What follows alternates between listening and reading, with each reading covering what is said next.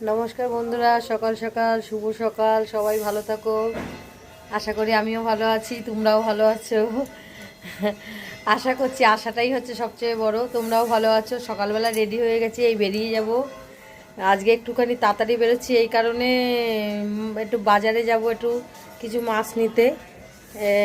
আগের আগের সপ্তাহে গিয়ে দুটো ওই কই মাছ দিয়ে এসেছিলাম। বাবা খেয়ে মনটা খুব খারাপ লেগেছে বলে আজকে আমাকে একটুখানি বেশি করে দিতে হবে, কেন আমার ছেলের আর আমার দুজনেরই রান্না করবে। বাবা মাই রান্না করবে, বাবাই রান্না করে এখনো পর্যন্ত। তো ছেলেকে দেবে, আমাকেও দেবে, না হলে ওরা খেতে পায় না।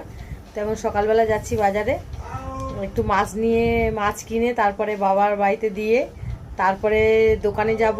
দোকান থেকে দুপুরবেলা আবার মাছটা নিয়ে আসতে হবে, কেন বাবু যেহেতু খাবে। দোকান থেকেই নিয়ে আসতে হবে মাছটা। দোকান থেকে যাওয়ার পথেই নিয়ে আসতে হবে, কেন যেহেতু বাবু খাবে, এই জন্য মাছটা আমাকে দুপুরবেলাই আনতে হবে বাড়িতে। আর তো কিছু সকালবেলা রেডি হয়ে গেছি, সকালে অনেক কাজ আছে রবিবারে। কিছু কাজ করে যাই, কিছু কাজ এসে করি, কেন নিজেরই সংসার, বলার কেউ নেই। কিছু কাজ মানে করে গেছি সকালে, এসে করতে হবে। আজ অনেক জামাকাপড় কাচার আছে, যেহেতু আমরা ছাদে মেলি না।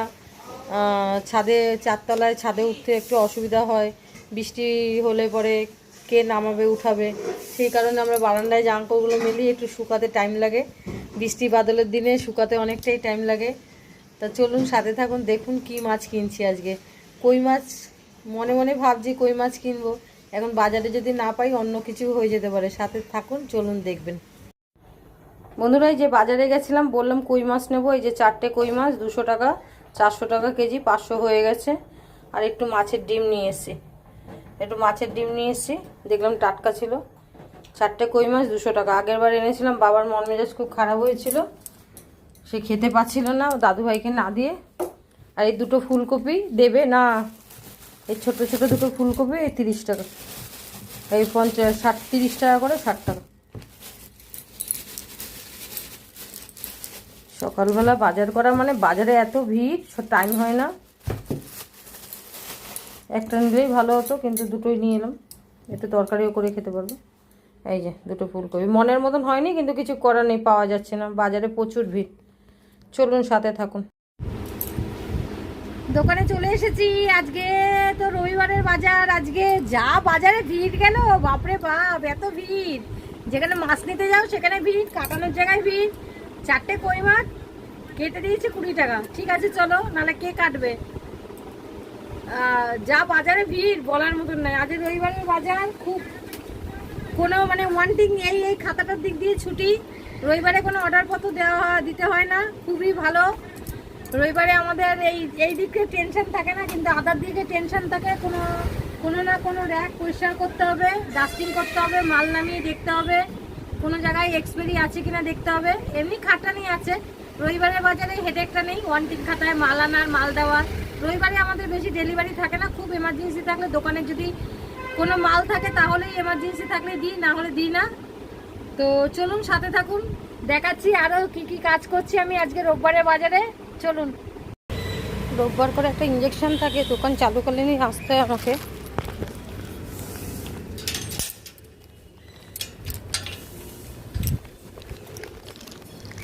বাড়ির লোক গিয়ে বসে থাকে, তো আমাকে নিয়ে আসতে হয়েছে ইঞ্জেকশনটা দিতে। প্রত্যেক রবিবার করেই থাকে ইঞ্জেকশনটা। দোকান খোলা আছে, বাচ্চা মেয়েটাকে বসিয়ে রেখে এসেছি।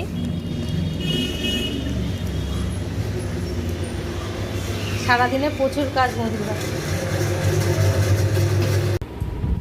বিকালে দোকানে চলে এসেছি। আজকে আমাদের এখানে এত জোর মাইক চলছে, এই জন্য একটু দেরি হলো।